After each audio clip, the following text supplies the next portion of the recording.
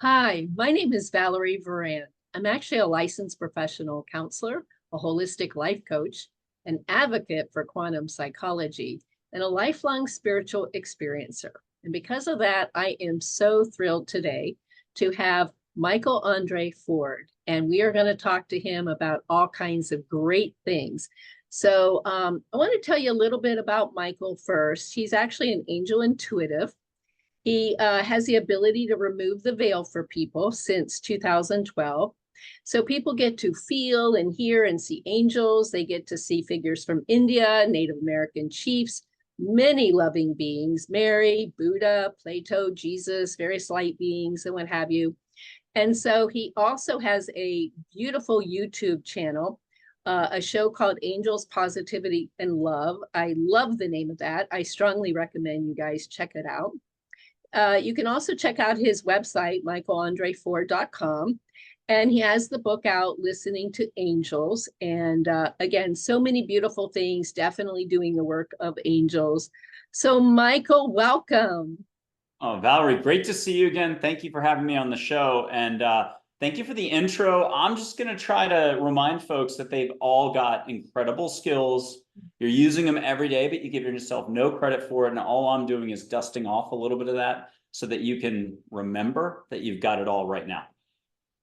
Absolutely. And so today, very quickly, I'm going to really be eager for people to kind of get a sense of your inner world. But let's kind of start at the beginning. And maybe you could describe, because people don't know if you had this from birth, if this was something that came into your adolescence, if this was something that happened after a specific event when you were older. So can you maybe share with people, how old were you? What was the event surrounding how this happened? Well, there's two ways I'd answer it. One would say more like 2012, but when you look back and with a little bit of angels giving some backstory, which they can do, they can explain why you hit that crossroads back in college, why the divorce, whatever. No limits on that. I had a dad pass in 1970 when I was 2, Navy fighter pilot type, and it was his time to go off of Naples, Italy, off the Roosevelt nighttime crash. He wasn't put into Arlington until 1998. But it was his time to go, and an odd thing happened. You know, the military sedan, 2 military officers deliver a telegram and break the news to my mom, who's probably 24 at the time. He had just turned Oh, 26. And a woman down the street, I have them on the wall here, and I have reproductions behind me, handed 3 drawings, Native American chiefs by a very famous artist that I'm going to grab right behind me. And sure. everybody knows this artist. It's Jack Davis, who did the Mad magazine cover, Alfred E. Newman. And so there are these 3 drawings that she handed over. Dull knife, Mm-hmm. wisdom with some humor, red shirt, and then Geronimo. But here's red shirt quickly. And people might recognize the shoes as sort of the pattern. It's a little bit of Spy versus Spy. If you have Amazon Prime, this guy did movie covers. Instead of photographic movie posters, what you first see when you go to play a movie on Amazon, you'll see all the cartoon drawings. He did a lot of those. He has 16,000 drawings before computers existed. And this is what started it all. Those pictures, if you can believe any of this, you know, I'm 2, so you can't take anything I'm saying here too literally, but Angel said it was for my protection. And so that's what started all this. If we flash forward to maybe 2011 or so, I started to play psychic for a couple weeks. I didn't know about boundaries. I was losing all my energy. I had a dinner party happening, and I still kept the dinner party going, even though I had nothing left. So I wasn't going to help this one person who was a bit younger coming to my dinner party. And the rest of the crowd is the music scene, older. Their husbands would like be backup singers or play with Clapton. I mean, they were like Woodstock. They got spirituality. They didn't seem to have many questions. I'd just say they were super comfortable. I'm the type that has to hear something 1,000 times on the input side. And then I'm still like, really? But I'm a fast teacher. So I hear a little voice. I haven't taken any photos of angels, hadn't had any really like huge experiences, hadn't met Plato or fairies or anything, didn't know the universe was that big. But I hear a little voice just say, don't answer her question. Send her to one of the 4 bedrooms where those 3 drawings or pictures are on the wall. Have her ask the questions to the chiefs and then come back when she's done. And I'm like, okay, somehow I didn't run out of my house screaming. I just rolled with it. Also, I'm exhausted at this point. So it's an older crowd. We're eating dinner. Sure enough, she asked the question. Sure enough, I remember the advice. And I'm like, go find that bedroom, talk to the 3 chiefs on the wall. Don't come back till you're done. It worked. No one blinked. And normally at a dinner party, everyone would have been like, what are you talking about? She's gone for literally like 30, 45 minutes. She comes back with a completely peaceful presence, smiling. She says, those guys are great. I got all my advice. I got all my answers. And I hid my jaw from dropping because I'm like, wow, they've been over my bed my whole life. I knew stuff was kind of up, but I think all of us do the best we can to put our head in the sand. Whether we're talking like bad relationship, you're headed for the divorce, it's actually a good thing, to anything else, career change, you know, you were long ago meant to put your art in the gallery or to start your business or to go on the trip. And we put everything off all the time. Welcome to being human. So in that moment, I was like, oh, wow. And I need to get to know these guys, you know, and then Plato and some others. But that started me sort of down the classic rabbit hole thing. And I had little things happen in my life. Yeah, Randomly, because that was 2011, that right? was 11, but back in college, I had an internship and I'm only 10 minutes on the property. It's Middlebury, Vermont. If anybody knows that tiny little town, there's one bridge smack in the center over the falls. And there's this one classic place that had a lot of hauntings over time, different owners, different experiences. So I'm in a little ad agency that's C-shaped and the people there are whoever, but the owner, Sandy, I had thought about him today on the run. Had invited me in. I'm supposed to do an internship. I'm like 10 minutes in and I just turn and I'm like, hey, do you guys ever have ghosts here? And then everyone stopped and he pulls me aside quietly and he's like, did you see something? And I'm like, no, but it just seems like the kind of place it could be. And he goes, well, let me know. We just had an exorcism here a week ago. I was like, whoa. And I think it was just a mom and a little girl, nothing like crazy. And I will mention, I saw a cat once that wasn't really there. I mean, I thought it was there. I chased it into the largest bathroom that had nowhere to go. And by chasing, just meaning I was like, whoa, what's a cat doing here? I walked in and there's no cat. And Right. the brain has a way of just saying it never happened and you move on. And so that's the best I can do for some random stuff. I loved ghosts as a kid in Nantucket. I buy every ghost book I could get my hands on. Ghosts today, not my thing. But I do help people connect with their loved ones on the other side, pets. You see them, you feel them, you hear them. But you do angels first, have the chat with them, feel better about it, and then get it done. Not anybody who passed away in a hail of bullets, FBI, you were bank robbing the day before. Uncle Larry, not doing. But anybody else who's been passed over for a while, fantastic. So how old were you the first time you saw the cat? Oh, well, the cat was, again, I was probably sophomore in college, I think, could have been a freshman, and I was going for an internship, and I was there for the internship, but they had some crazy stories of what had happened. Oh, so it was at that same place, in It other was, words. yeah, it That was was at your the first. yeah, exactly. Later into the internship, I thought I saw the cat, and I thought pretty cat, but they had a cat. There was a cat story as well. I think a cat was in the carriage or something, or it was next door or something. I don't know. So the So bottom line is it was not of this, like, it wasn't physically there. It just, I saw a cat that looked completely real and go zipping in. And yeah. and then realized it wasn't. Yeah. So did your family ever give you any feedback when you were young that you talked about them or saw them young or what have you, and maybe had forgotten or maybe stopped seeing them until your internship? Let's see. So my dad passed when I was 2. I grew up with my mom. She passed when I was turning 23. There wasn't a lot of 23. discussion on the whole, you know, the nature of reality or the makeup of life, anything like that. So yeah, and hundreds of people have met my mom and dad since. So while it might have been a lot back then, or you got pegged from other people in a certain way, like I had a military family background, and one of the reasons I got into Phillips Academy Andover for 4 years. But you know, there's a certain way people categorize other people, whether it be religion, where they're from, which country. You know, definitely grew up a certain way. But after a little while, and with other people seeing my mom and dad in their young version, like in their early 20s, it sort of shifted thing. I don't view death as more than a passing, a transition. And I'll quote the movie Peaceful Warrior. If anybody watched that gymnastics film with Nick Nolte, Amy Smart, Scott Meklowitz, you know, it's no more than a mere transition, a little rougher or a little more difficult than puberty, but not by much. So that's a pretty good quote. That's an excellent quote. So it almost sounds like when you were younger, it wasn't really brought to your attention. You never had any feedback like, oh, when you were young, you saw this or that. And the reason I asked is, for example, I can think of lots of instances where someone didn't really feel like they were psychic when they were young, and yet family would observe things and then give feedback. So as an example, I can think of this one youth, and I heard this story from his mom, where his mom told me how when he was 2 or 3, he was very young, early talking. And no, he must have been a little bit older than that, because I guess he went to mom and he said something about, where's my daddy? He was just of the age where he was conceiving, well, where's my daddy? And then she was thinking, oh, I knew this day would come. And she was trying to figure out how she was going to answer, because he had actually died of a very fast growing cancer that he developed right before, essentially, right after conception. And then within the year he was gone. And so he did get to experience the birth of this son, but then he was gone. And apparently, as she was trying to think of the answer, he holds up his finger, this little tyke, and he says, hold on.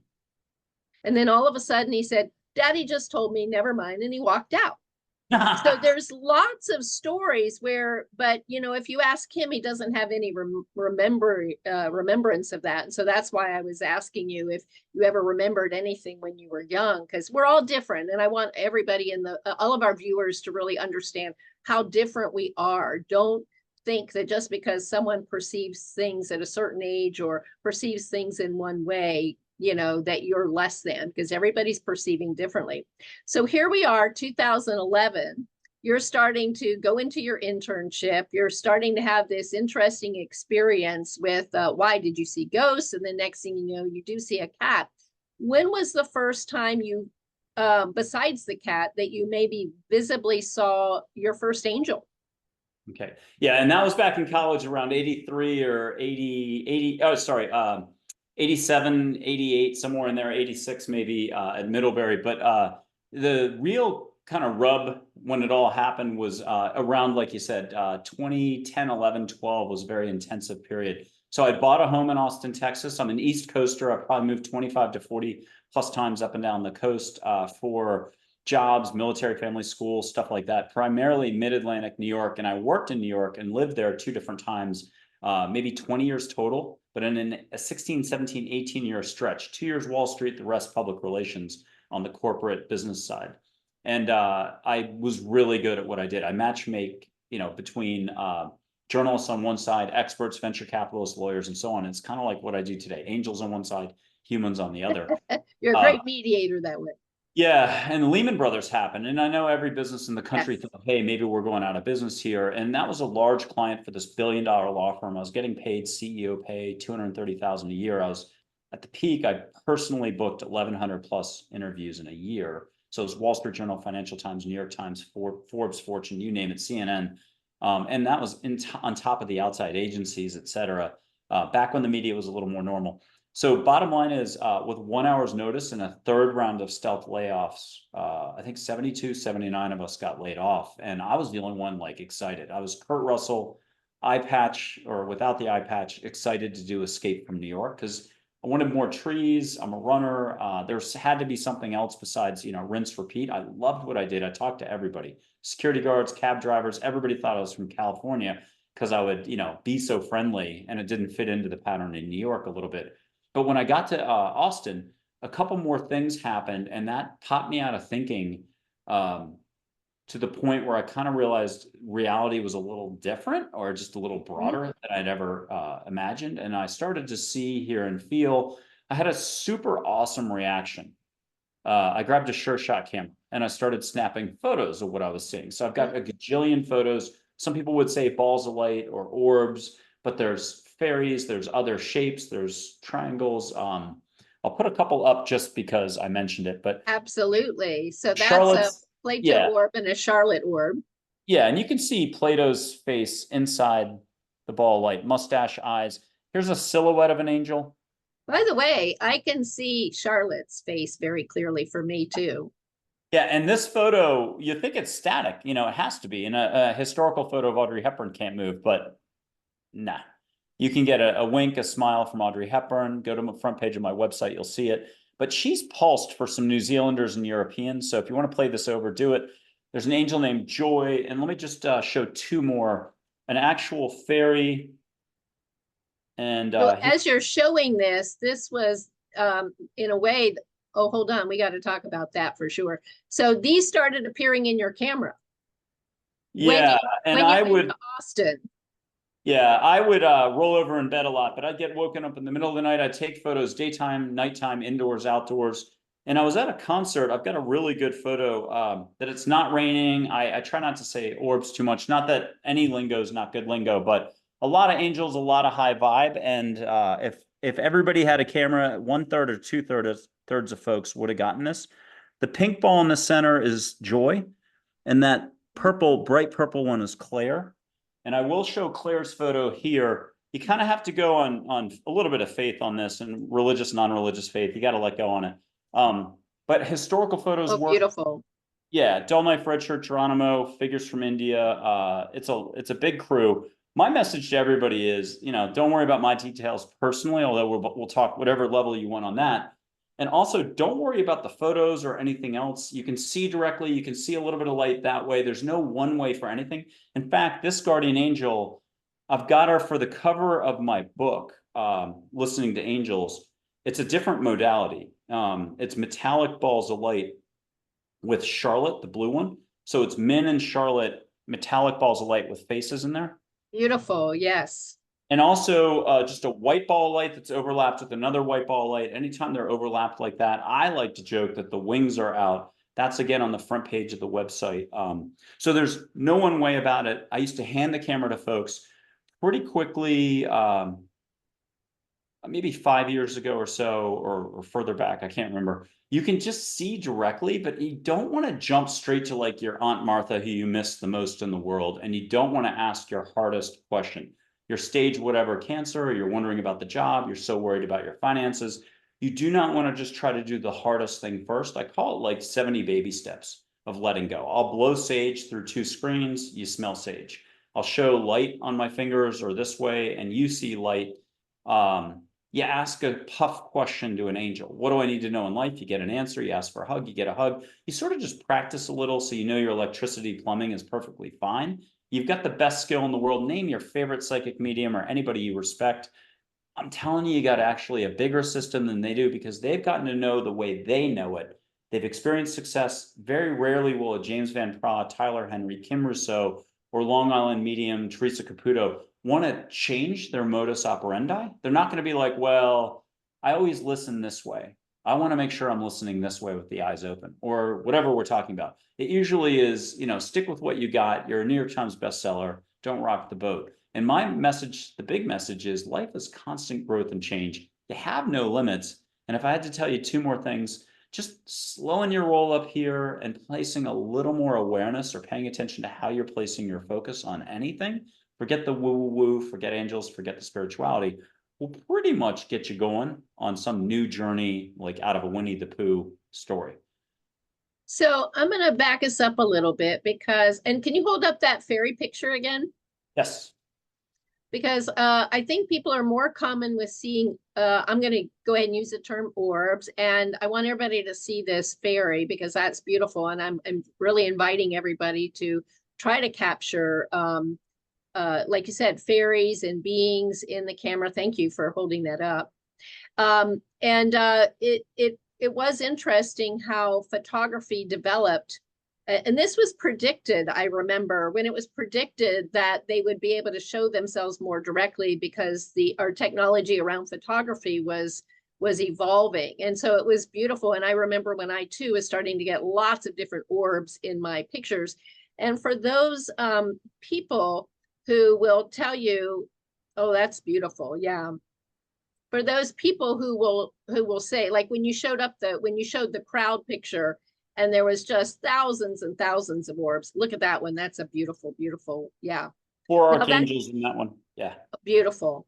So, you know, you're going to have some naysayers out there who tell people who know they're seeing orbs, and they're going to say, oh, it's just dust and what have you. Do know, and I'm going to say this to our viewers, do know that there are scientists out there who are going to explain to you how dust and what have you is different from an orb. So they can actually tell the difference. And scientifically, we really are acknowledging the presence of orbs and the difference in orbs. And we're even getting some quantum scientists. I don't know if you know this yet, Michael, but we are getting some scientists who are really studying this. And we're getting to the point where we're starting to understand, let's say, the nature, the quantum nature, and even the informational layer behind that. Like, how are these things composed? And some people will say, well, why does Michael see and I don't see? Or why do I hear but I can't see? Or, we have five senses because these exist on the other side, right? We have an eye because there already is quantum sight. We could say it that way.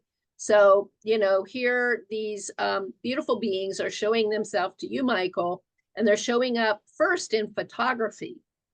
When did you are helping people to see them also physically. When did you first see an angel or an archangel physically? Okay.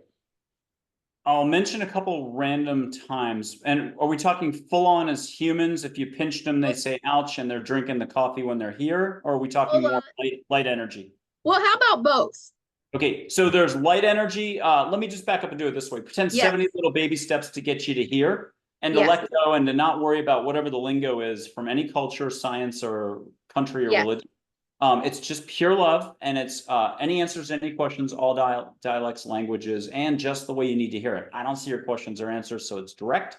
And you can go all the way to full on seeing. Some people need a full football field away to feel comfortable. It's your psyche. The one little part of you that resists, rejects, and judges everything is just the one thing that will not help you hear. And it could take you a lifetime to get to here to let go of it. It's just a little bit of thinking something. And it's like the little breadcrumb or a piece of cheese at the beginning of the Scrooge story, Christmas Carol, where he's wondering what's going on with the bell ringing. That's it for the block. It's a degree of difficulty of flipping a light switch, brushing your teeth, or falling asleep at night. So I had Charlotte, an angel, show up in full human form when I was meeting my book editor in 2014 at a Starbucks in Northwest Austin. She was dressed in Santa Fe, New Mexico garb, facing the wrong direction. Everybody sitting at those window seats is looking out. She's just staring the whole time at me. She's in her 50s, elegant, sipping the coffee. Now, instead of asking who killed Kennedy, I ask the important questions on the planet when I do try to step up and go big. Do they drink the coffee when they're here? The answer is yes. So now we know. But how did you know who it was? She told me later, because I was never going to forget a woman staring in the middle of a business meeting it was Glow Stick Zen, a long book. 2/3 written by the crew, though. The bad part, myself, and listening to angels is 100% by angels. I just saw balls of light as I typed, and it's the most compassionate, fluffy language. If anyone thinks I wrote that book, thank you. I mean, I'm totally complimented. So it's a catch 22 there. Skeptics get to compliment me. Great. So you definitely have had the instances where you first maybe saw them as light beings, then full on physical. You end up having conversations with them later. They actually confirm who they are to you. At the same time, you're receiving the information. Are you first getting it? Is it ever auditory for you, or is it like a felt knowing? It's auditory. And by the way, people who do a session or just might have been on the show, I don't like to call anything homework, but I mean, we all have room for a little bit of fun or expansion. So I've been really suggesting pretty hard the last couple of years that people can invite that experience in. Strangers, sparkly eyes opening the door for you, saying just what you were talking about at the kitchen table the night before or in the movie. So there's some sort of synchronicity and you're like, whoa, what's going on here? They just said the movie line from the movie last night. There's no way they could have known. And if you've got the guts, you're not the unsure type on this, and you've gotten over that. It's sort of like driving. You were nervous about it or too cocky about it, but either way, you got bored with driving 10 years later. That's what this is. Just get over it, and then have the guts to be like, hey, do you have time for a cup of coffee right there? Sit for 45 minutes of the most startling, direct conversation. Ask any questions, get any answers. I'm not there. Yes. It's what will you allow for? And so this is wildly off the charts. And I'm going to take us, our viewers, back to there you were. You had made this move to Austin. You're starting to have these experiences, but you're still in business meetings. At what point in time did you decide that all your business, if that's the case, that all your business is going to be in this realm? Probably no later than 2014 or so. And I had to have like a little Christmas Carol experience in that I had a lot of seeing and hearing, and I wasn't comfortable a little bit with what was going on. I hadn't allowed for spirituality. I didn't have filled walls with artwork. I wasn't cooking. I was coming from New York City where it was pretty compartmentalized living, and I had to, green thumb, what was that for plants? Meanwhile, I've grown and photographed flowers since then. But I needed kind of help filling in space, like even living in a house. I had lived in so many apartments and I'd moved around so much that I just didn't view whatever space you're in as being your space with elbows out. I had to do like a survey of 18-year-olds to 70-year-olds and be like, what is this concept? And everyone's like, I come first in my space. It's my space, my home, to anything else out. So the whole concept of boundaries, territory, didn't get it. And so I had kind of a shaman figure come in, give me a long homework list, put pictures up on the walls, cook bacon and eggs, fill the house with smells, buy plants, colors. I had to do a little bit of learning there, and I had kind of a neutral experience. We'll call it a not so hot energy that was on its best behavior with the supervision of angels. That at one point, when I'm holding a party, I had 8 different people see either the little girl, the grandmother, or some version around the place. So people who may not have been psychic or were psychic, who the heck knows, but they just saw what they saw and it came back to me. So it was a shapeshifter who I'd say it was 51% in the good, 49% no way, Jose. I wanted it out of there so bad. I hired a professional duo who are really good at clearing houses. Yeah, and they had to come back at least 1 or 2 more times. They never normally have to ever come back. They actually invited me to some setup where you sit in a circle, you try to listen. I know how a lot of people are. They're like, there's just no way I can do this. You're resisting at every level. It'd be like trying to learn yoga or go for a run for the first time. I'm just saying it's exactly similar to any other thing you've engaged in, but look at you now. You're a chef at home. Everybody loves your cooking, or you're a good runner or something. It just takes a little bit of trying and then letting go and then watch it's like a duck to water. Everyone's good with basic listening, basic hearing, basic seeing, whatever you want to call it.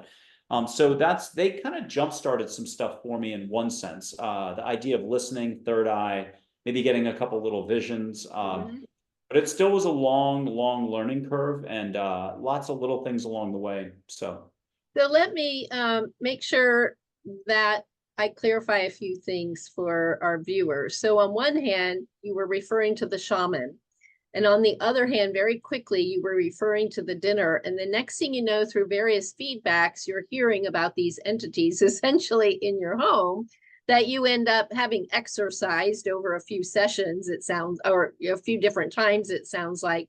So the 2 questions are, was it the shaman that was helping you get rid of the entities, or was that a different experience? That different experience a little later. I had hired literally 2 professional equivalent of psychic mediums. I don't know their exact titles, but I had just enough experiences going on where something was going on. I wasn't comfortable with it. I think everything I'm talking about is love and above and fun, easy. You get any answers, you get healing, see colors, external, close your eyes, get visions. You get to meet your relatives, your passed over pets. I mean, it's very direct, very easy. It's just, I don't know, a lot of love. This was an uncomfortable experience. And again, at a big party, I had a lot of different people see something, and it was a shapeshifter changing shapes. Again, these details, you can get hung up on it. Bottom line is, it was a learning experience for me. And it's important people do their boundaries. If they might be empathic and not know it, so they go into the workplace, they're always feeling drained. They might have relationship situations. I think energetic boundaries are just good to have, whether you're on a sports team, at work, you're interacting with a lot of people, or just the mall. While we're on that subject, do you mind sharing with people how you set your energetic boundaries? It's very, very important. There's a lot of ways. I've visualized a particular method with light around me and stuff like that. I also just now ask angels to make it nice, like, hey, guys, you know, I've got a couple angels that are kind of for protection. So I just ask them to kind of kick it into gear anytime that I'm suddenly thinking that way. Like if I can spot my thinking and I'm suddenly percolating over this or that, it just means something's happened that I'm even having that awareness. And so I'm still not that sharp, but I'm at least smart enough to be like, hey, just in case, can you guys stick around, take care of it? And if it's clearing the house, I use sage. I still like that traditional slow method. Throw a window open, blow some sage. There's a very particular method I go from, like, I think it's clockwise behind doors. I do, if it's an open window, a circle around it or a door. But I'm asking angels to clear it out. Look, if you're super sharp and you're confident about this, you could literally be like, Archangel, clear my house out. Anything that doesn't serve, you know, fill the place with love and light. Thank you. Amen. Rock and roll. I mean, there's plenty of people who know how to do it faster and better and quicker.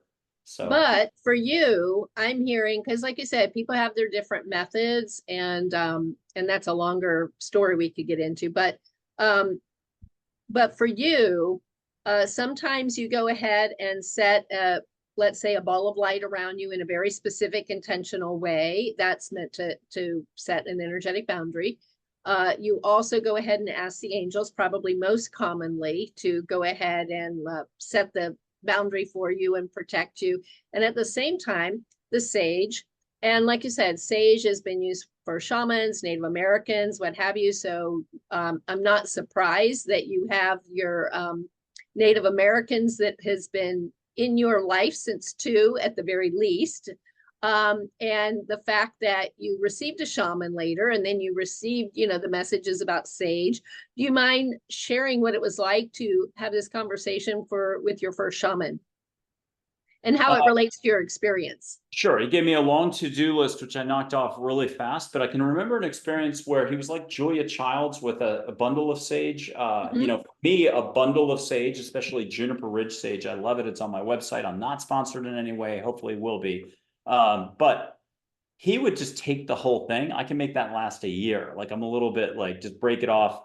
I put it in a crate and barrel tea light inside the rainbow shell. Yes. He just grabbed the whole sucker and he's doing my property. So he started at the corner at a wooden fence. And there's some other people there who are sensitive, including a little girl who's probably like 12, 14. He called her over when he had gone around the corners of the property. And before he closed it off, he called her over to put her hand out for the before to feel what the energy felt like, and then the after. And I was there as well. And I remember thinking, okay, if she can do it, I can have the guts to try this. But my hand, I'm like, man, I don't know. I remember later there's a candle and I'm by myself in my house and I'm like, okay, how's this work that you're going to feel with your hand? I'm like, you know, obviously I don't want to burn my hand, but I'm like, this must work. Like, hey, what's going on? And so I get that for somebody who just hasn't even heard of this concept, but I'm here to kind of remind folks, you're actually like an Olympian swimmer level, you know, spits, anybody you can name. You've got all the skills and beyond anything that you're seeing on TV and a book. Try not to know too much and just be like, hey, but trust that angels, the universe, like, let me go back to the big picture. Love is the fabric of the universe. Where you put your focus is where you put your focus. I hopefully don't use the word negativity too often. And it's not that I haven't seen darkness, you know, a half dozen times, but that's it. In 12 or 13 years, I strictly try to stay as high vibe as possible and trust that a lot of the little details we could get caught up on are taken care of. Not everybody's going to be that comfortable, but it's whatever way you want to roll, you can roll. And sometimes it takes, you know, for me, it took a good 2 to 6 to 8 years to, you know, really get comfortable with a lot of stuff. But looking back, it's not as big of a deal as I made it. So there you were in Austin, and you were starting to get used to it. You're starting to have dinner parties. You're starting to, like you said, the financial crisis has already happened. So you're kind of jumping into it full time. And when did you, I'm curious how you intuited to have your Angel Positivity show, how you even decided to name it that and what its format can be. Did that like come to you? How would you describe it? That's been in existence since January of last year, and there were 50 shows last year. We're just switching to 3 shows a week in June of 2024. So that means we're already booked into basically the end of December, 160 shows booked, guests from all over the world. The idea just kind of came in, and that's generally how it is. Oftentimes we think it's our own ideas. Welcome to that little voice in your head. You're thinking it's just you. You got a higher self or soul if you want. You've got an invisible cheerleading squad.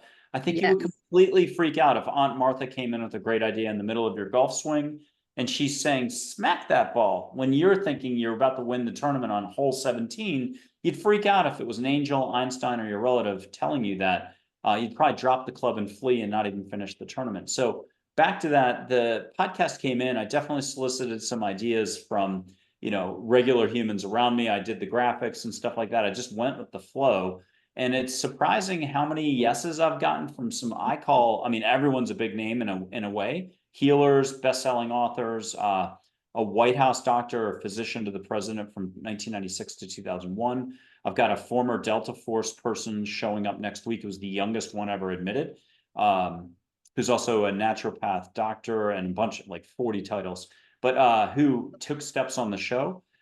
Simon & Schuster publishing exec, literally runs the gamut. A bunch of doctors, a lot of psychologists, again, traditional healers, different types. They're sharing their stories. They're often taking steps towards the end of the show, which people who are nervous about this, they can smell the sage, they can see some light, they can put their hand up and feel the vibe through 2 screens of an angel photo, and you'll just feel what you can feel. The bottom line on this is try not to get hung up on the details or judge too much. You've got something that happens when you're not up here, when you're breathing, smiling, relaxing, and that's what I'm saying is that Olympian inside you. You're good when you're here. Yes. And you already know it in your normal life. The dog, you decide to hug the dog, pay the dog some attention. It's not thinking about paying attention to the dog. And watch what happens if you're like, I need to go outside and put my feet up and relax. 2 hours later, 20 tasks later, you started cleaning the garage. You didn't do it. The brain has this entire way to hijack anything that you think I said today that's positive, happy, and you're like, I should do that. 2 weeks could go by and you're like, whoa, what just happened? The brain, literally the psyche, the intellect ego will take you away from the heart in a heartbeat. It absolutely does. And so for our viewers, I just want to say, in the spiritual transformative experiences type of research, and by the way, Spiritual Awakenings International is having their essentially their annual conference in a couple of weeks. I'm feeling very grateful to be one of their speakers there. But let's just say that a lot of research is happening on this. Why is that important? It's important in a way because we are human. We have the human self. We do have a left brain. And sometimes just understanding how these things can be scientifically possible allows people to suspend the left brain for the rest of their life. It's like once they have moved past that, they can understand. It does allow them to move on.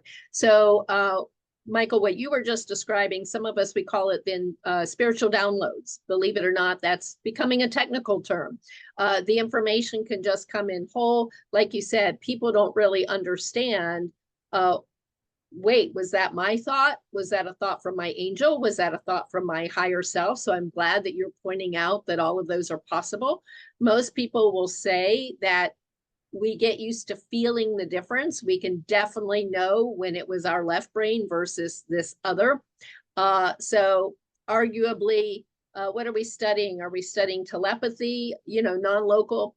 I will say my little going down the quantum rabbit hole, it's just so nice to know that even in quantum physics, and there's now something called quantum biology and what have you, but we're actually starting to understand the quantum mind. We're starting to understand this thing that the physicists call non-locality and entanglement and what have you.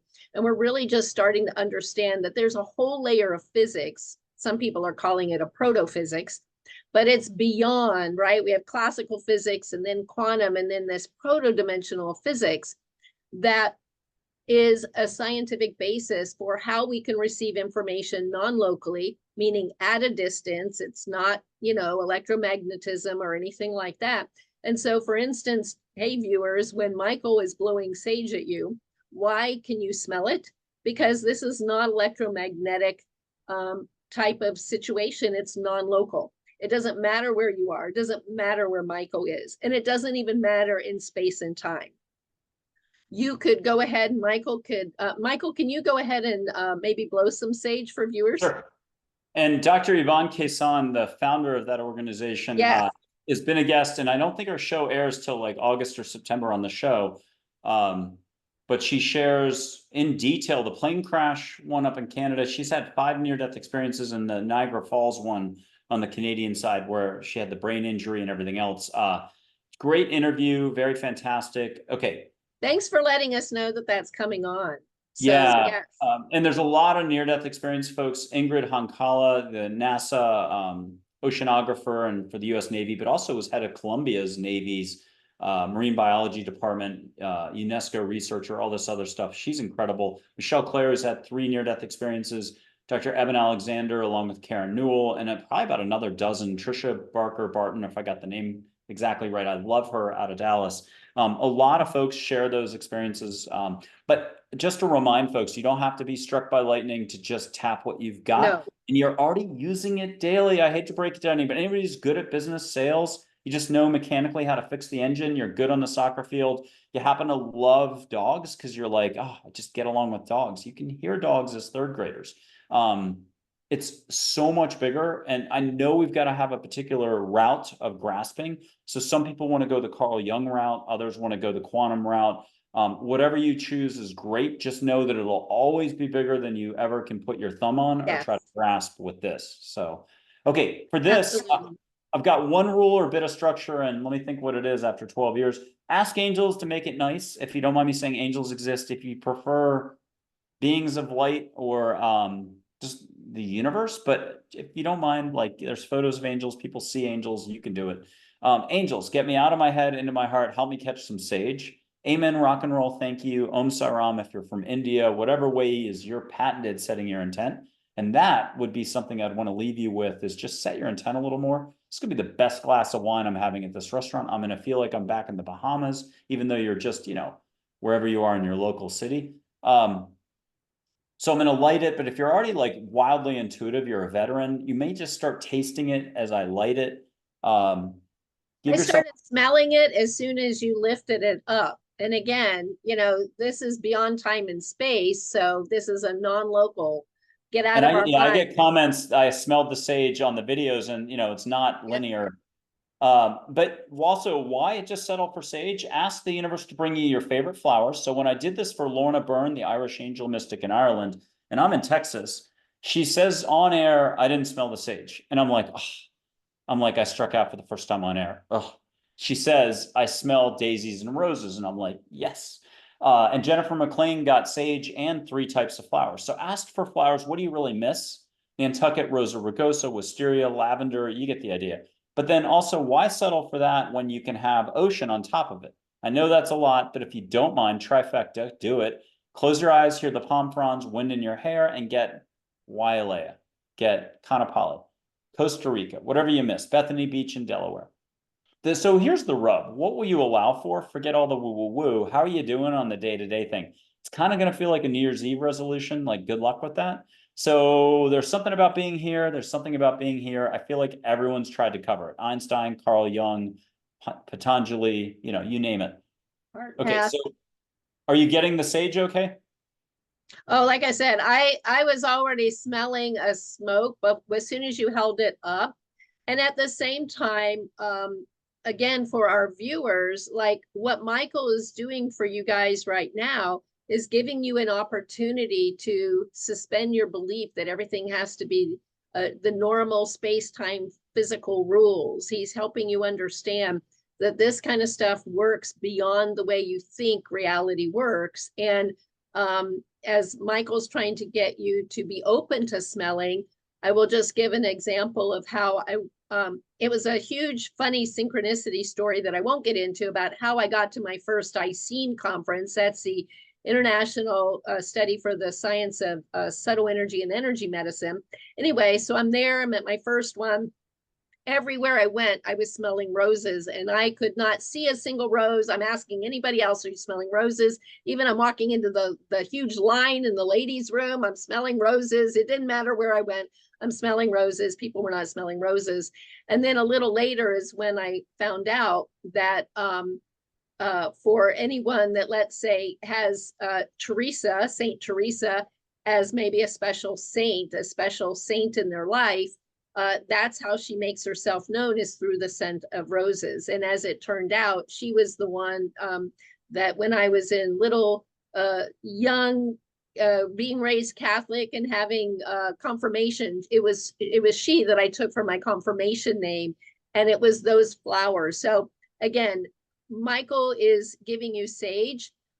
Michael has a lot of Native American, definitely showing how we can communicate that way, but be open to all smells, not just the one Michael is sending you. And I think Michael, tell me if you agree, but basically the main lesson is to learn that you might see, but maybe you don't see, maybe you smell, and they can let you know of their existence through smell in other ways, imageries, all kinds of things. There's a beautiful picture of Mother Teresa. So people can get the smell of roses at home. Again, if you've got to do something like throw your hands up like you're finger painting and the paint's going everywhere, whatever you would consider to be like hitting the reset button, do the chubby checker at home, stand up from your chair, pause this, go out and hug your dog, get a big lick on the cheek so you laugh spontaneously. There's a million ways to get to here, but the brain's got about 10 million ways to keep you locked up tight in Plato's cave, or what Einstein talks about, the prison. Okay, Mother Teresa, just put your hand out, feel the vibe through 2 screens from a photograph, and you can hear her voice. If you want to just feel a hand on your shoulder, if you want to catch roses in the air, and maybe one extra thing from her. And you're getting roses. Hearing her laugh. Good. Laughter is love. She'll tell everybody that. She'll also say, if you judge people, you have no time to love them. Mm-hmm. And she said that, and this is where the rat race isn't really external. I know we all think it's a lot of external stuff these days, but the real opportunity for growth is getting out of here to here. She'll just say, look, for many, compassion is like a deep breath. That's about as close as you're going to get to here, because we're so busy. Bills, you don't understand my situation, my drama is, yes, my life story. Now, 2 more quick things, if it's okay. I'll put an angel up. Catch a new flower scent or ocean, put your hand out, feel the vibe through 2 screens, feel what you can feel. You might only get palms, you might get fingers, you might feel sparkle on both. Try too hard, it'll be on your toes. Breathe through your mouth, 1 millimeter open if you don't mind mouth breathing. If nose breathing is you, for whatever reason, do it. But make those shoulders go up and down as you really let go. Let her bring you something. She's got a high, peppy voice. She's 28 years old. If you need a way to think of her, she's the emotion joy. She's joy. And let her do her job. I'm going to guilt a good American out there. You get out of your head, into your heart, out of your own way. You're just letting her do her job. She's an angel, darn it. One of the things I'm so grateful that you're bringing up joy and that we're talking about love is because, and to our viewers, what Michael's really helping you understand is it is the state of our consciousness that allows for our experience. If we go into left brain, we're closing down our higher states. Love and compassion, and especially joy, exactly what Michael's saying. If we just start laughing for no reason, there's all these ways that we can literally pull ourselves into the state where magic starts happening. And so I'm not surprised joy came to you, because you clearly have that beautiful, playful, joyful energy. How would you define love, by the way, right? That's a big part of your message. It's part of the name of the show. You keep trying to tell everybody, and you were a very left brain guy, let's face it. If you're in the world of Wall Street, you were very left brain kind of things happening, but it's a real thing to be so into left brain, and you have to get into your heart space. And love is a, like, near-death experiencers, spiritual experiencers, we will all talk about love, because it truly is a very particular state where all the magic happens. So, Michael, I would love to hear, how do you define love? Like capital L, love. So I'll give an angel quote you can be happy now in this very moment for no reason whatsoever. And that's Yes. the rub, the crux, the wait, but what? And if you want to know if you're stuck, all you have to do is hear that. You can be happy now for no reason whatsoever, and the but's going to come out. That's the brain fighting it. And I'll give a different quote. This is, I think, from Mary. Love is everywhere. Open your eyes to see love. And it's a constant. So you think it was only that time you fell in love for a week, or that time in Bahamas, that time just flew by. It was the best experience ever. It's not external. You can actually tap that vibration. It's within you all the time. But now, and this isn't an indictment, with the Manhattan jury here, this is thinking anything. Thinking is going to pull you out of the flow. So we got a little Thich Nhat Hanh coming in. You can meet him. Mindfulness meditation, just allowing to slide out of your brain into your heart, to breathe more, smile more, to flow your energy, to connect to all there is. And so my definition of love is consciousness. My definition of love is, I have a list of, it's partly compassion too. And if we got 1,000 angels answering what compassion is, I got 25 definitions of compassion here. No two are the same. Can you give us 3? Yeah, and so Jesus said probably around 2024, compassion is open eyes, open heart. And I had asked, what is compassion about? How to do more? Raphael said, compassion is releasing fears and judgments. Max said, treating every moment with the awareness of a newborn baby. Oh, that's a beautiful one too. Passed over dog said, a walk, because they love their walks. And again, you don't have to see your passed over dog. Practice with your alive dog. If you would just slow down, you're going to do the, I don't know if anybody remembers the John Cusack Point Gross Blank movie, a little bit of a spy movie, but there's a high school reunion. And there's a moment where he's looking at the baby to an amazing famous song. And he has this moment with the baby. They connect. You can connect with your pooch and let the pooch be the gateway. It's the classic Zen Buddhist thing, the gateless gate, the doorless door. It's what Seth in the 1970s, if anybody remembers the beginning of that whole New Age thing.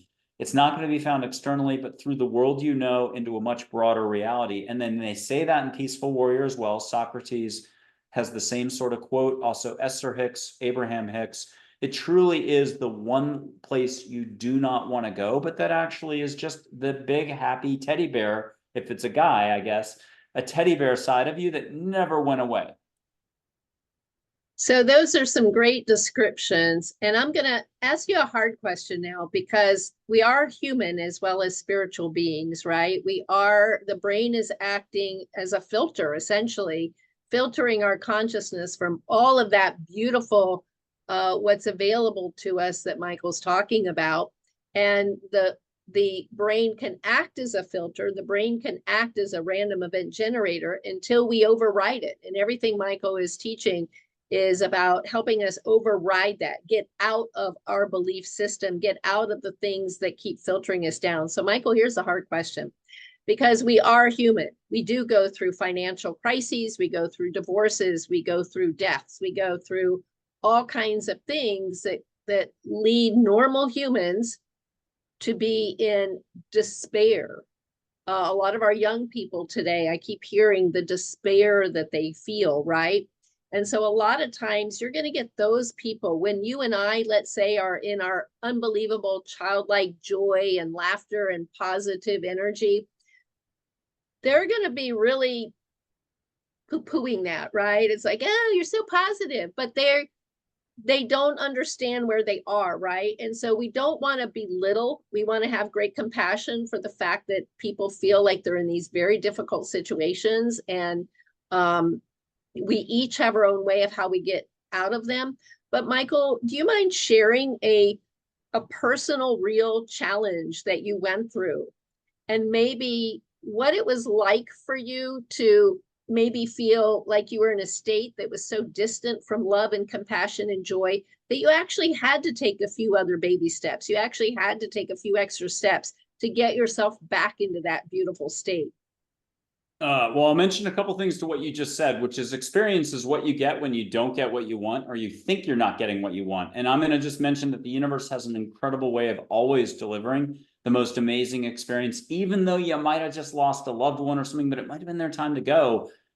They're with you from my perspective. I wouldn't, again, want to say this to anybody directly, but everything is unfolding absolutely perfectly. The more you can trust that, the more you get with the flow, get what the program can learn to flow your energy better for perceived desired outcomes, or simply to realize the unique life path that you already have. So there's something about flows. You can't think your way there. There's no faking love. Everything up here is unloved, judging, resisting, fear, worry, guilt, all those thousands of vibrations, but there's trillions of vibrations through the heart, and it's learning the difference. So an angel once talked about that being the undergraduate degree, learning the difference, and the master's degree that you get after the undergraduate degree is your unique life path and getting moving with life, getting unstuck. Look, my entire 13 years has been filled in one sense with resistance, whether it's societal, the spiritual industry, this group, that group, whatever, or me reacting to getting rejected 10,000 times. I've gotten a better sense of humor from it, a thicker skin, hopefully, a broader perspective that it's a lot less important to pay attention to a lot of what's going on elsewhere. I can only make the offer, plant the seed for someone. And sometimes it takes years. I've had people who completely blow up on the front end. They can't show to an appointment. I had one woman who got lost in Connecticut, a traffic light. She freaked out, got lost, drove like 60 miles the wrong direction. And she's probably, you know, one of the top 1,000 figures out there with an interesting background. But years later, she ended up doing everything just fine. Years later. And I got a testimonial, which is incredible. But the bottom line is she didn't remember the first part. And so was laughing when she did. And I've had other people who maybe either I'm a guest on their show or they did some steps and they started to meet angels. They said, oh my God, I do remember 2 summers ago. Again, it blew up for me. The ego has a way of running the show so that you have to hear about all this structure, systems. You know, it could be the psychoanalysis way or the lingo. But at the bottom, at the end of this all, it's really simple. I mean, look, we all get shut tight like an oyster. We all react. Life closes in. I remember losing my mom, and it just felt like there were 4 walls closed in on me. So I'm not trying to take away from that, or financially. Look at the economy these days and so on. I've had to go work. I think it's at a bookstore. I heard as I was driving by 3 chiefs, their voices clearly, pull in and ask for a job. And I was like open enough to be like, okay. I was like sitting at a kid's table this high off the ground, not kidding, like for 4-year-olds, filling out a form. And the manager saw my background and was like, oh my God, I got hired. So thank God for that. I got assigned the spirituality section, the self-help section, but to offset the peace and love, I got the mystery, mayhem, spy section, you know, the bloodshed, hardback, paperback. But I had the weirdest experiences. Book would fall off the shelf, Sai Baba. Yes. People would come in and be like, hey, I don't quite know what I'm doing here. And the next thing you know, I've got them a bunch of books, but I've also helped them. And so it's a really long story, but it was beautiful. And it's like almost like getting an extra degree. There's always sort of certain routes you've got to go. And if it was a kahuna in Hawaii, they've got it you hear about it. 3:15 every morning, they get woken up for 20 years. And then yes, that 3 in the morning thing is a big thing. But I think that the summary of what you're trying to put out there for people is that we can get hung up on whatever experiences we're going through. It is a process to learn to trust that it's all happening as it should. Some of the things that seem not to go our way are for very good reasons. Sometimes sometimes the other person has been given an opportunity that they're not accepting, that they're not stepping into. So that rejection has nothing to do, let's say, with you. It has everything to do with the fact that they did not say yes. And at the same time, no wonder we have to hold our light steady. No wonder we have to persist. What did you just see? I just had, this is like the 3rd little white ball light that's gone by at different points during the interview. Now I kept it cool the first 2 times, so that was pretty.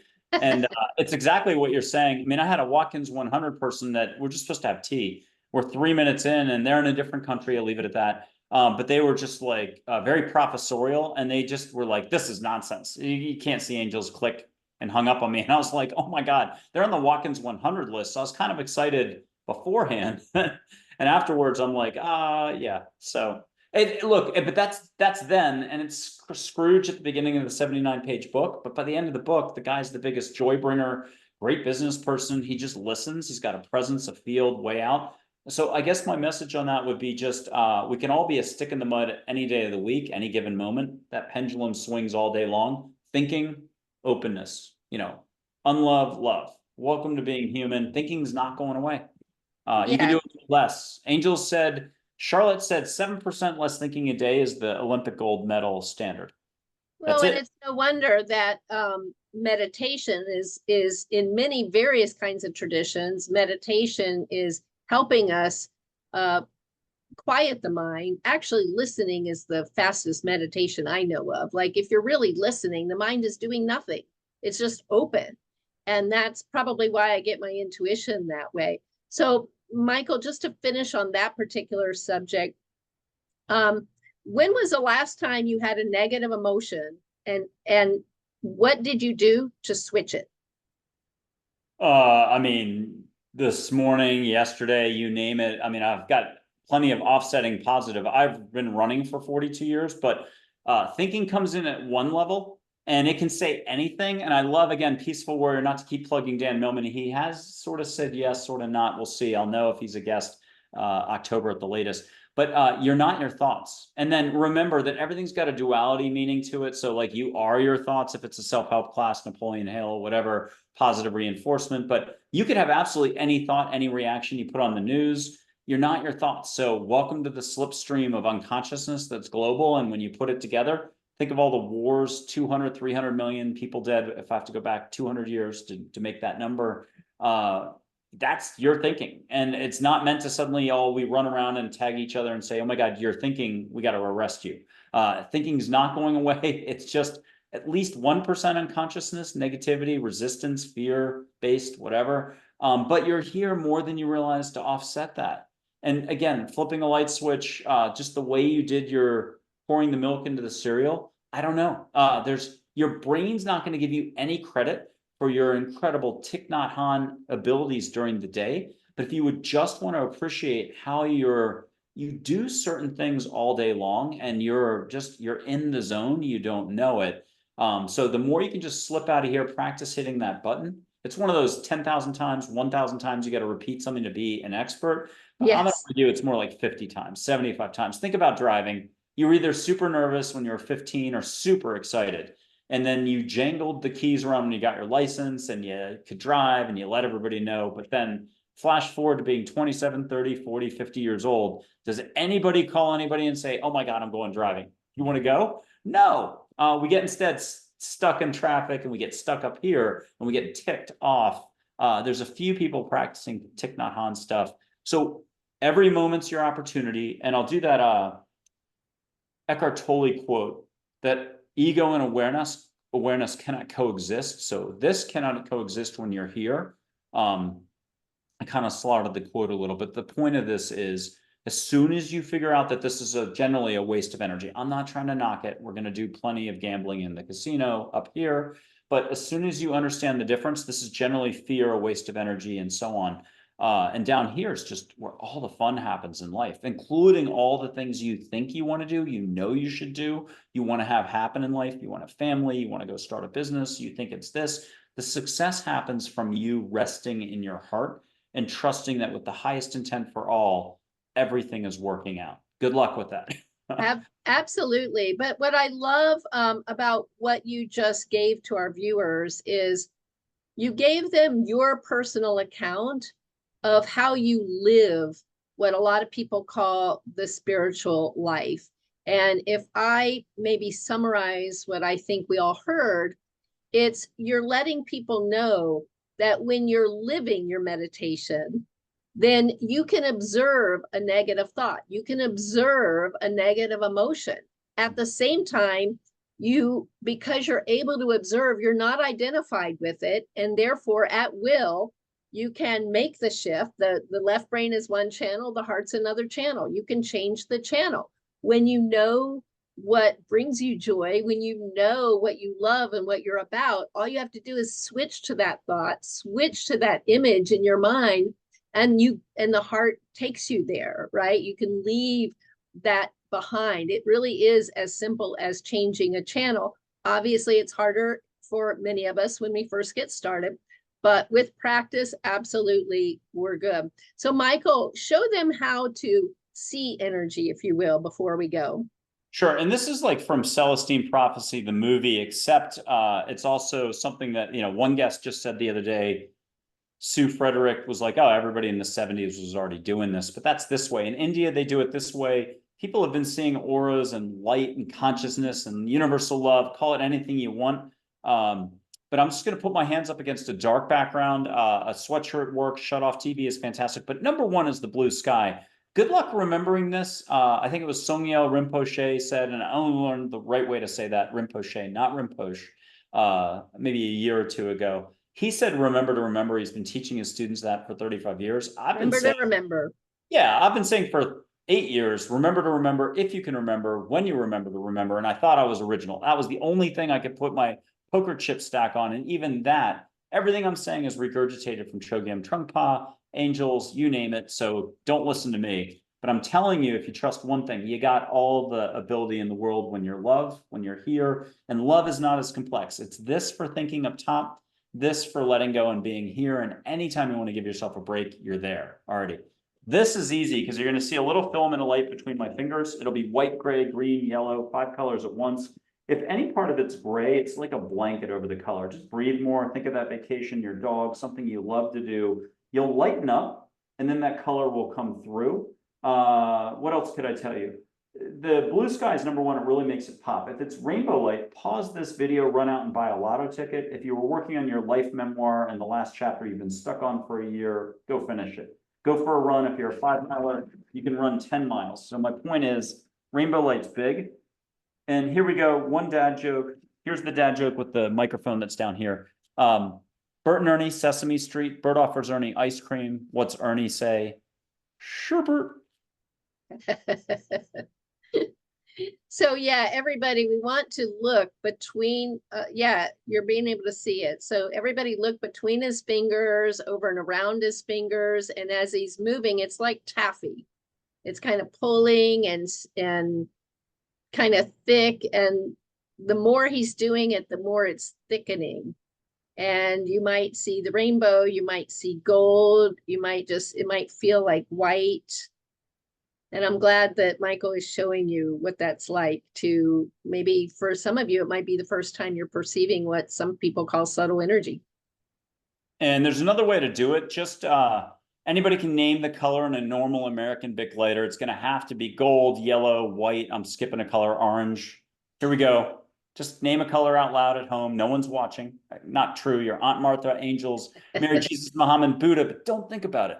Okay, and then by the way, you have all the privacy in the world if you're worried about the shower and so on. Actually, shower, dog walking, and a couple other spots are your best, most open times. Touching water, being in a sauna, pool, that's the best time to do the listening. But now, ask for angels, like let's put up Joy and Charlotte. Ask for them to jack this a little.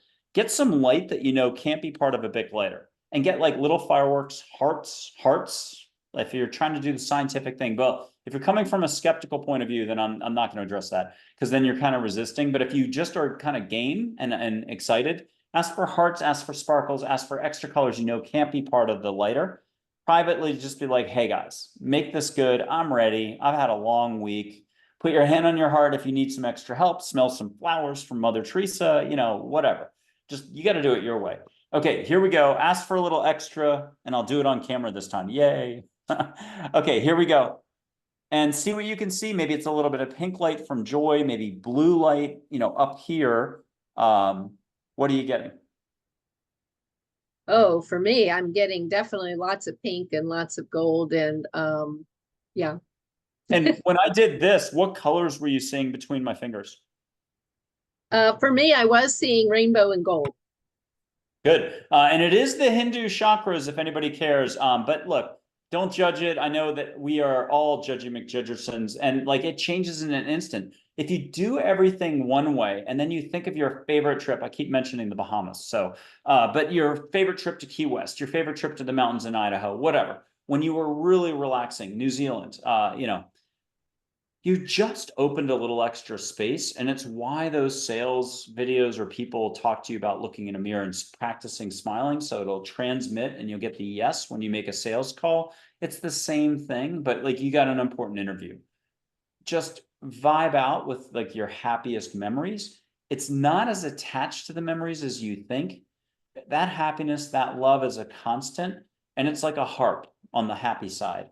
endless higher vibrations, just as there's endless growth and expansion. So the second you think you know something, you can blow right through that. Although we all like to hang a shingle out and stay as quiet as a mouse and enjoy whatever success we think we're, humans have a way of also curling up again and just like, hey, not looking, shut tight like an oyster. Even if you're open at a certain level, the growth and expansion never stops.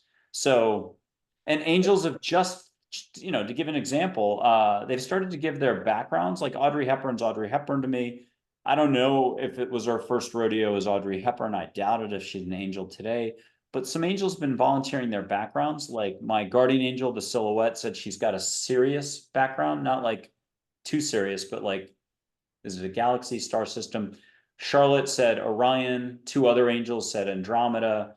There's a Mac, don't call her Mackenzie, who's everything plants, animals, and nature. It's a long story, but look, I've always known they're from far away, all shapes, sizes, and colors. They live in you and around you. They technically learn from us, even though from our perspective, they're pretty darn close to perfect, and they are total love. I think that's absolutely beautiful. I know for the skeptics out there, it's fascinating to know that, for instance, Stanford material science scientist William Tiller, he's passed on now a couple years ago, but what I loved about his series of experiments, and this so validates what Michael's trying to tell everyone, but he showed how we were able to condition the space. So for example, not only would our intention and direct attention could have the experimental effects, even things supposedly impossible, like changing the pH of water, but also he could watch that the intent is in an intention host device, literally a little device, and it would change that. I won't get into how, but it does. And then not only that, let's say the experiment is gone and that device is left in the space, he would notice that the physics of the space, let's say normal is SU, next thing you know, the gauge symmetry of the space is SU2. Do any of us care about what the heck symmetry of the space is? No, but isn't that pretty cool that for the skeptics out there, we can measure the way our thoughts and intention absolutely change the physics of the space. This is real, just like Michael is talking about. And so the more we all embrace that, the more we all embrace that maybe space itself is like a random event generator. Why are we out there experiencing things randomly? Because we didn't program it any differently. We believe it's random. We believe we're a victim of circumstances. We believe in a material reality and victim of our genes and all that. Okay, the random program is playing. On the other hand, just like Michael is telling us all, if we want to shift into higher states of love, if we want to get very practice, meaning very coherent, like a laser of light, and practice these states, we start conditioning the space. And the more we talk about this, Michael, the more the subtle energy I'm feeling is so thick. Like I'm doing this and my left hand is just bouncing like crazy. So what is the most... Can I read from listening to angels for a second, since it is by angels, but if anybody thinks I wrote this, good luck with that. Thank you for the compliment. Yes, I would love for you to share. Yeah, share. So this is the appendix, and it's, it started with a little paragraph on the big picture, and then what's up with mankind? Why angels now? How can you even go have a cup of coffee with them? Are you kidding? And I'd mentioned, do this solo. Like if there's those game shows, the studio, you've got an isolation booth.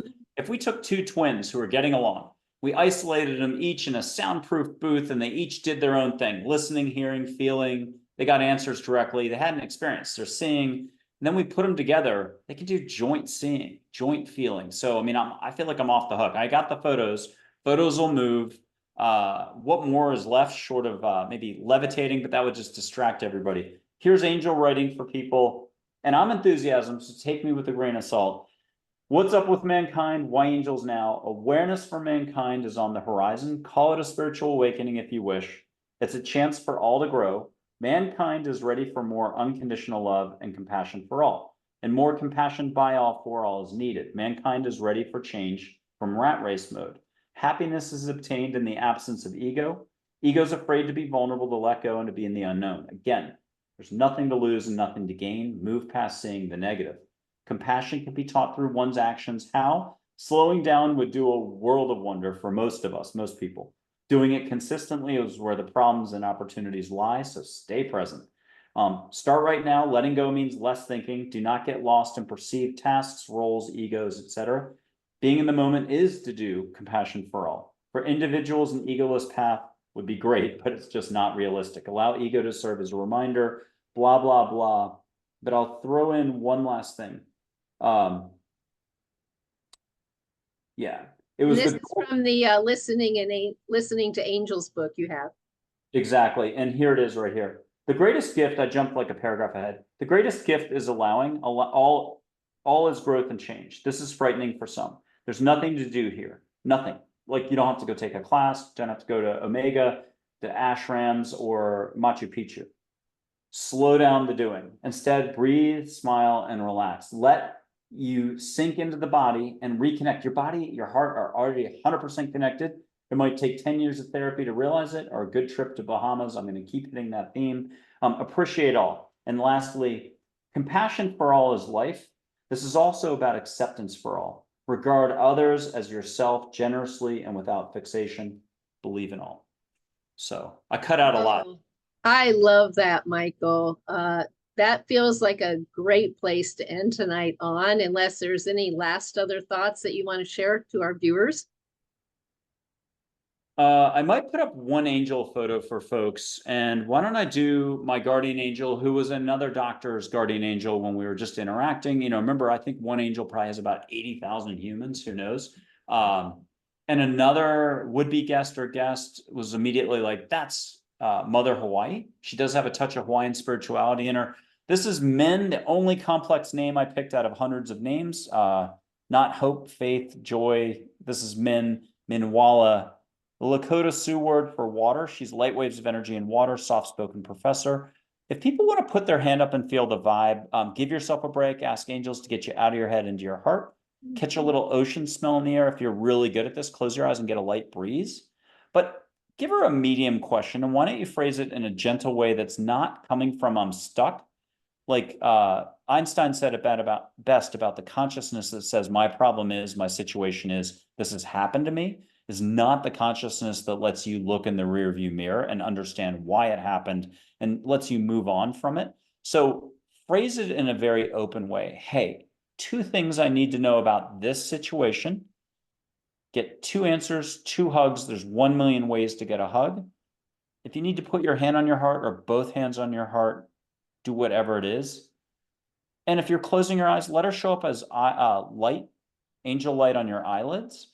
If you want to look up and just see a little bit of light as a light mist with rainbow flecks in it in your room, if you want to look out your window while you're listening to my voice, you can see a full-on Pacific princess. Just think Moana, but grown up. And, you know, the further away, 5 tennis courts away is easier than 1 tennis court away. What will you allow for? Who cares? Because you're getting one last dad joke. And it's Santa's reindeer, Blitzen, and Dancer, just those 2. You don't have to remember your reindeer. Let her do her job. Hear wave action with your eyes shut. Why do Blitzen and Dancer drink so much coffee? Because they're Santa's Starbucks. As you're laughing, you're letting go. Laughter's love, smiling's love. And I might read one last 2-second thing if I can find it. Absolutely. Beautiful ways to just remind us all how to shake off the weight that we carry and let it be light, literally. And for the people who are skeptical or whatever, there's a lot of buts that can come out. But what about this? What about this situation? What about a global this, global that? Yeah.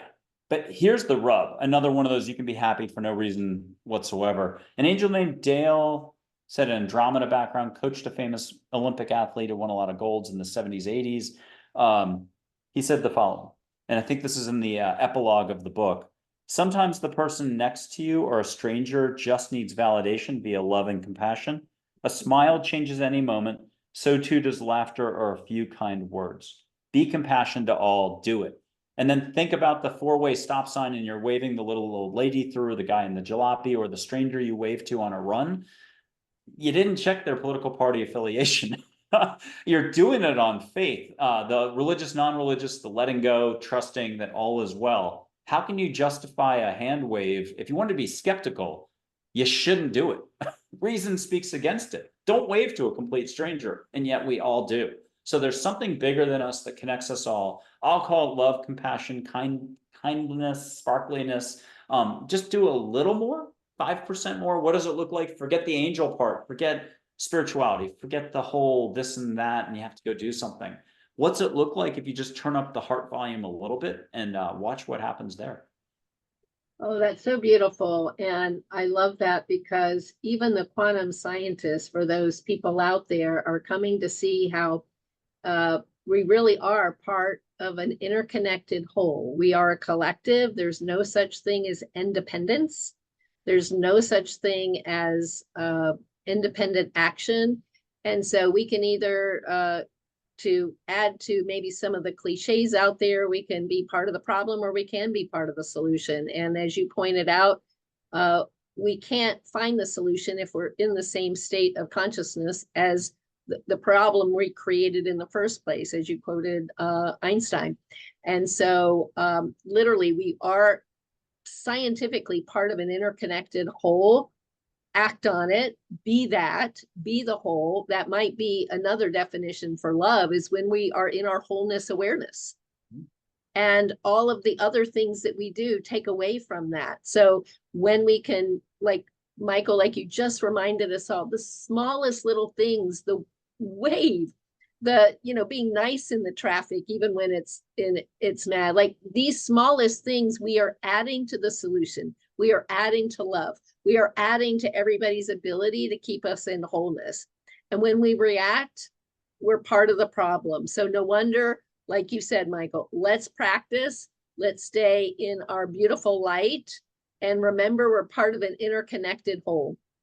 And you can take all that and then apply it to yourself first. So make yourself your own best, what are we going to call it? Case study.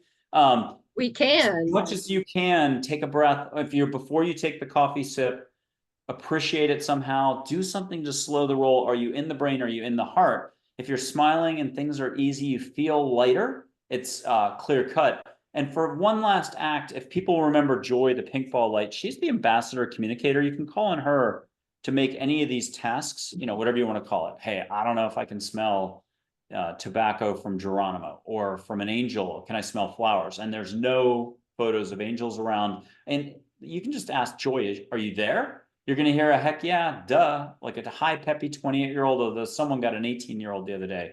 So here she is. You can cup your hands like you're in the shower, cupping with water, but do it off camera, do it comfortable in your own swivel chair or wherever you are in the kitchen. If you're watching right now, cup your hands, ask her to come in. Go a little transcendental, whatever you want to call it, when you just tune out and you're you. A boring professor, exciting professor, I guarantee you during high school or college, you did this at least once. You tuned out and the time either stretched or it went by, blam, it was gone. So it's not about time or space. Let her show us a little bit of pink light. If and when you do see it, bring it in for a hug, get a quantum hug. End of story. Oh, absolutely beautiful. Thank you so much, Michael. It's just such a delight being able to have our conversation today. And I look forward to at least us talking again soon. So thank you.